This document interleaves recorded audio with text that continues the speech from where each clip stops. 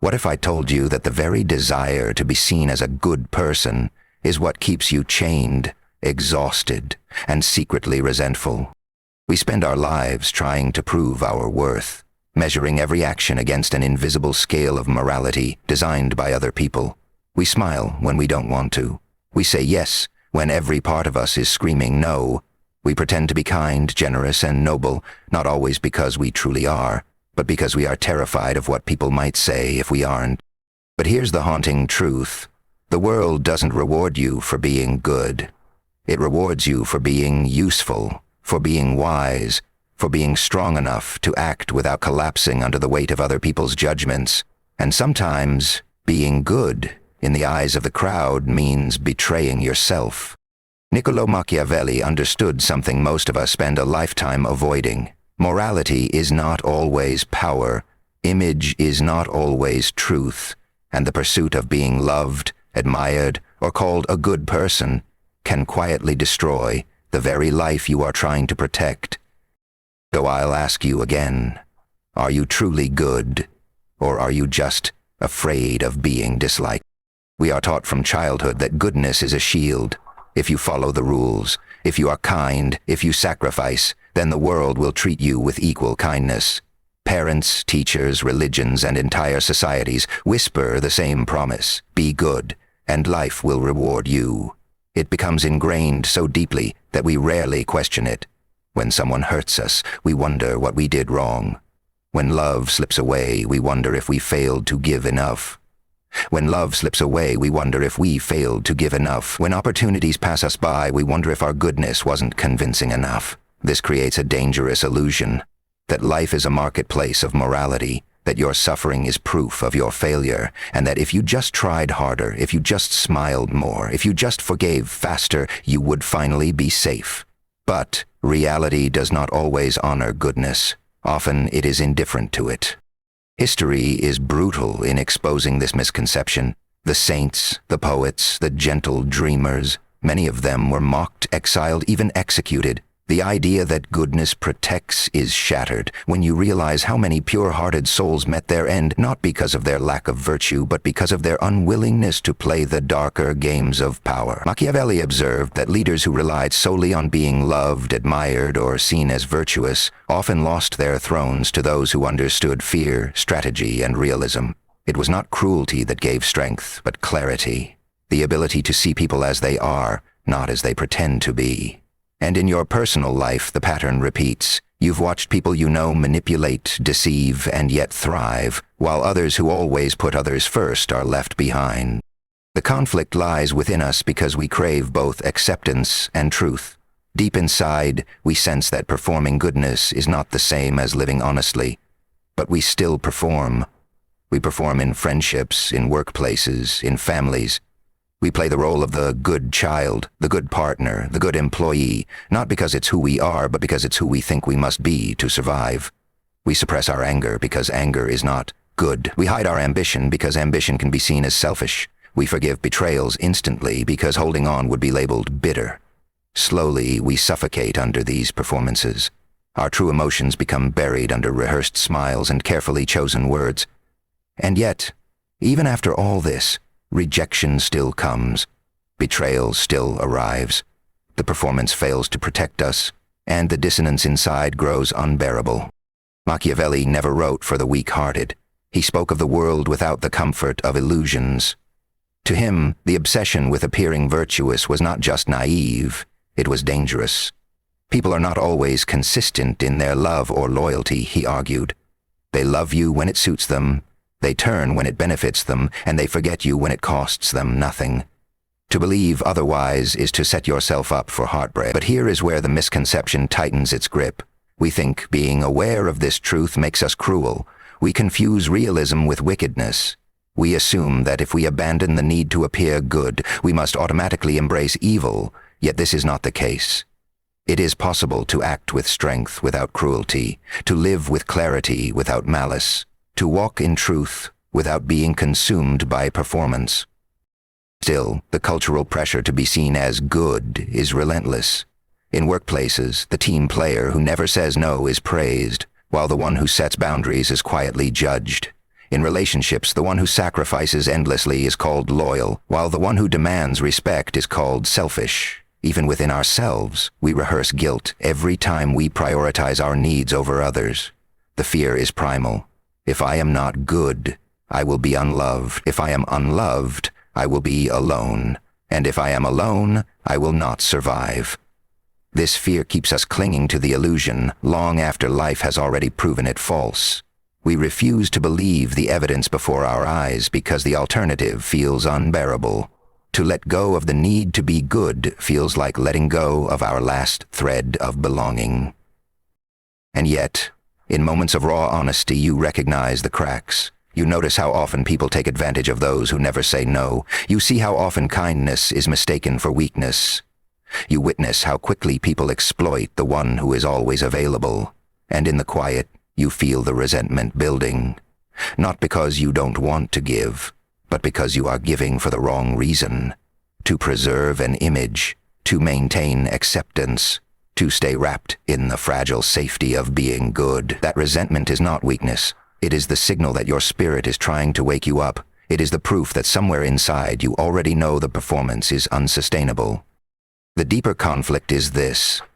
Goodness has been redefined into compliance. It no longer means living with integrity or compassion. It means obedience, predictability, docility. But your soul was not made to be docile. Your spirit was not born to be endlessly agreeable. Every instinct within you knows that survival does not always belong to the most obedient. It belongs to the most authentic, the one who can adapt, who can set limits, who can face reality without flinching. The misconception has kept us trapped in lives that look noble but feel hollow. And the longer we cling to it, the further we drift from what Machiavelli and every scarred human experience whispers to us. That life does not reward the mask. It tests the strength of what lies beneath it. There comes a moment in every life when the performance of goodness begins to fracture. It is subtle at first. You notice it when you say yes to something you don't want to do, and the heaviness in your chest lingers long after. You notice it when you are praised for being selfless, but inside you feel invisible, unseen, unvalued. You notice it when you catch your reflection in the mirror, smiling politely at someone who has hurt you deeply, and you wonder, why am I pretending? These moments accumulate and each one becomes a silent betrayal of yourself. You told yourself that playing the role of the good one would keep you safe, yet here you are, exhausted, anxious, and strangely hollow. It is in these cracks that transformation begins to whisper, though most of us spend years trying to silence it. Think about the times you swallowed your anger in order to maintain peace. You convinced yourself that silence was strength, that patience was noble. But what you really gave was permission for others to cross your boundaries, to mistake your silence for consent, to confuse your tolerance with weakness. You told yourself you were being mature, yet in the stillness of your own mind you felt small, erased, unimportant. That gnawing feeling, the one you couldn't put words to, was the truth trying to claw its way to the surface. Peace without honesty is not peace. It is suppression. And suppression always demands a price. Eventually it comes due, in the form of resentment, bitterness, or a sudden eruption of anger you barely recognize as your own. And then there are the moments when you gave until you were empty. You gave your time, your energy, your compassion, thinking it would return to you in some form, love, loyalty, respect. But sometimes it didn't. Sometimes your giving was met with indifference, sometimes with entitlement, sometimes with exploitation. You told yourself it was noble to keep giving, that one day it would be recognized. But as the years passed, you began to notice something heartbreaking. The people who took the most were rarely the ones who ever gave back. It wasn't your generosity that kept them close. It was their convenience. And when you finally collapsed from the weight of it all, you realized that the world doesn't always reward sacrifice. Sometimes it simply consumes it and moves on. The realization often comes in a single breaking point. Maybe it was the friend who abandoned you after years of loyalty. Maybe it was the partner who took your kindness for granted until you no longer recognized yourself. Maybe it was the job that praised your dedication right up until the moment it replaced you without hesitation. In that breaking point, you begin to see clearly. The very image of goodness you worked so hard to uphold did not save you. It did not protect you. It did not grant you the love or security you thought it would. What it did was keep you quiet while your own soul was slowly starving. That moment of clarity is painful, but it is also the birthplace of transformation. Transformation is never born in comfort. It rises from the ashes of betrayal, from the sting of rejection, from the crushing weight of realizing your sacrifices were not enough to earn safety. It begins when you finally admit that the cost of being good is too high, when it demands the destruction of your truth. This is when you stop asking, "What will people think of me?" and start asking, "What do I think of myself?" That question is terrifying, because it forces you to face the years you abandoned your own needs. But it is also liberating, because for the first time you realize that the power to define your worth was never outside of you. It was always in your hands. From here, everything begins to shift. You start small, saying no when your body aches, setting limits where you once endured, speaking truth when silence once seemed safer. At first, it feels selfish, almost wrong, because you've been conditioned to equate self-respect with cruelty. But slowly you notice the change inside you. The resentment that once festered begins to dissolve. The exhaustion that weighed you down begins to lift. You no longer move through the world performing goodness. You begin living in alignment. And while some people resist this new version of you because they benefited from your compliance, others begin to respect you in a way they never did before. It is in this contrast that you realize strength does not destroy connection. It refines it. And finally, there is the quiet, profound transformation that happens within. You realize that goodness was never the goal. It was authenticity all along. True kindness does not require you to erase yourself. True compassion does not demand you to bleed for others.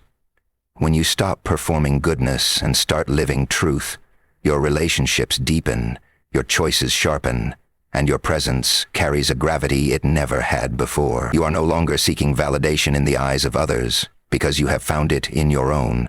And in that stillness, that newfound clarity, you realize the most powerful transformation of all.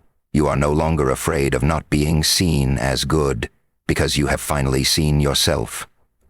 The awakening does not arrive with trumpets or applause. It creeps in quietly, often in the stillness of solitude. When the noise of other people's expectations finally fades, you begin to notice a subtle shift inside you, a new kind of silence, not born from suppression, but from peace. It feels unfamiliar at first because you spent so long filling every silence with justification, explanation, or apologies. Now in this stillness you hear something else, the faint but steady voice of your own truth. That voice had been drowned out for years by the demand to be good, obedient, agreeable. But once it emerges, it refuses to disappear. And in that moment, you realize that inner strength is not something you acquire from the outside world. It is something you uncover within yourself. This strength feels different from the armor you once wore. Before, you thought resilience meant endurance. How much pain you could absorb, how many betrayals you could tolerate, how long you could stay quiet while others crossed your boundaries. But this new strength is not about enduring. It is about refusing. Refusing to let your soul be diminished. Refusing to measure your worth against approval. Refusing to confuse sacrifice with love. It is a strength that doesn't clench its fists or raise its voice, but one that simply says, "No more." And that small, steady no carries more power than all the years of silent compliance. The imagery of scars becomes vivid here. For so long you feared your wounds, those betrayals, losses, and failures. You hid them, covered them, pretended they weren't there because you thought they were proof of weakness. But awakening allows you to see differently. The scars are not shameful, they are sacred. They are evidence of survival, proof that you walked through fire and still stand. And in recognizing this, you stop longing for a spotless image of perfection. You stop trying to erase your history to appear good. Instead, you begin to honor your scars as teachers, as maps of resilience, as reminders of your capacity to endure and transform. The very things you once hid become the foundation of your inner strength. With this awakening comes a new relationship to solitude. Before, being alone felt like abandonment, a terrifying void you filled with busyness, people-pleasing, and constant striving for connection. Now, solitude feels like sanctuary. It is in the quiet moments alone that you feel your strength most deeply, that you remember you are complete, even without applause or validation. Solitude is no longer emptiness. It is fullness. In its silence, you find a presence larger than fear, larger than rejection, larger than the fragile identities you once clung to. You realize you do not need to be endlessly performing goodness for others, because within you is a deeper well of worth that no one can touch. This realization changes how you carry yourself in the world. You no longer walk with the nervous energy of someone desperate to be accepted. You walk with groundedness, even if your choices are misunderstood. You do not waste words explaining your decisions to those committed to misunderstanding you. You no longer shrink to keep others comfortable, nor do you inflate yourself to prove your importance. Instead, you stand still, like a tree rooted in deep soil, unmoved by passing storms. This doesn't mean life suddenly becomes easy. It means you no longer collapse at every gust of wind. Your stability comes from within, and that is a strength no external force can dismantle. And yet, this awakening is not loud. It does not demand recognition. True inner strength has no need to announce itself. It doesn't crave credit for setting boundaries or demand praise for authenticity. It simply lives, quietly and unapologetically. It is in the steady gaze that no longer flinches. It is in the calm decision to walk away when something no longer serves you. It is in the silent dignity of knowing your worth without needing others to validate it. This strength is light, but not the kind of light that blinds.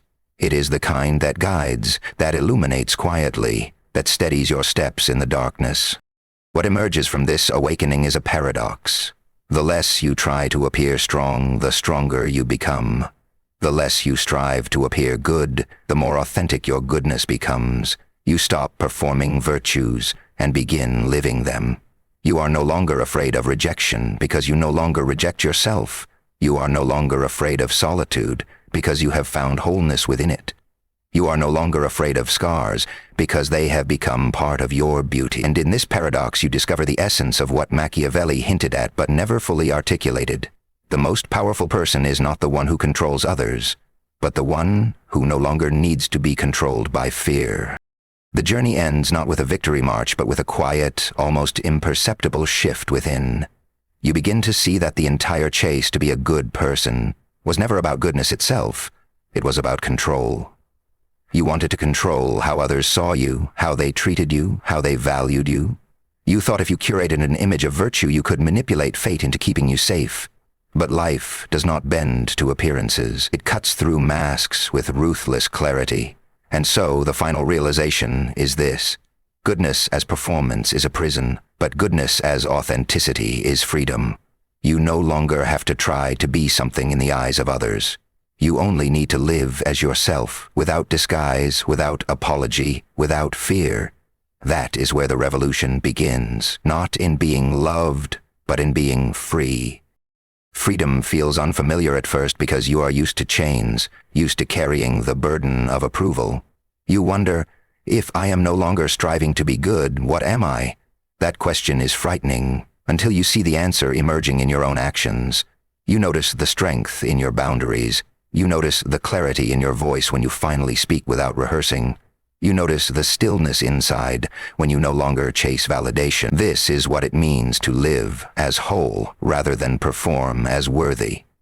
The world may not always celebrate it, but the celebration is no longer necessary. The applause you once begged for feels pale compared to the dignity of self-respect. And suddenly, you realize you have stepped into a kind of power that cannot be taken away. This power is subtle, but it changes everything. It changes the way you love, because you no longer confuse sacrifice with devotion. It changes the way you work, because you no longer grind yourself into dust for recognition that doesn't matter. It changes the way you walk through the world, because you no longer bow to expectations that strip you of authenticity. In place of all this striving, you begin to live with intention, with purpose, with truth. You stop asking, how can I prove I am good enough? And begin asking, how can I live in alignment with what I know is true? And in this shift, life itself begins to reshape. Relationships grow deeper, not because you cling to them, but because you stand in them without fear.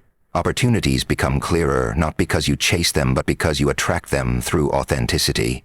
This is the quiet revolution of the soul, subtle, yet unstoppable.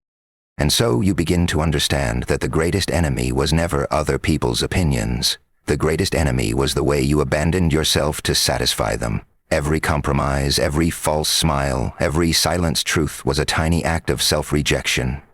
And now you see, the revolution is not outward but inward. To end the war within yourself is to disarm the power others hold over you. To no longer be desperate for their approval is to finally breathe without constraint. And when you breathe in that freedom, the world loses its ability to intimidate you. Fear diminishes, anxiety loosens, the judgments of others become background noise, irrelevant against the symphony of your own truth. This is not arrogance, it is awakening. The beauty of this awakening is its silence. It does not demand recognition, nor does it need to justify itself. You carry it like a secret flame, invisible to some, undeniable to others. You will be misunderstood. You will be judged. Some will even resent you for no longer playing the role that kept them comfortable. But you will not break under it, because your worth is no longer tethered to their acceptance. This is the ultimate freedom, not to be untouchable in the eyes of others, but to be unshakable in your own. When storms come, you will not shatter. When applause fades, you will not crumble. And in that silence, in that strength, you become something rarer than good. You become whole. So let this be the revolution you carry. Stop trying to be a good person in the eyes of the world, and start living as a true person in the depths of your soul. Let go of the applause, the labels, the fragile approval that vanishes with the wind. Step into the quiet, steady dignity of someone who no longer performs, but simply exists in truth. That is the highest power, the deepest freedom, the most radical act of transformation. The world may never fully understand it, but it doesn't need to, because the only validation that matters is the one that comes from within. And when you reach that place, when you stand in that silence, you will understand at last. The revolution was never about becoming good. It was about becoming free.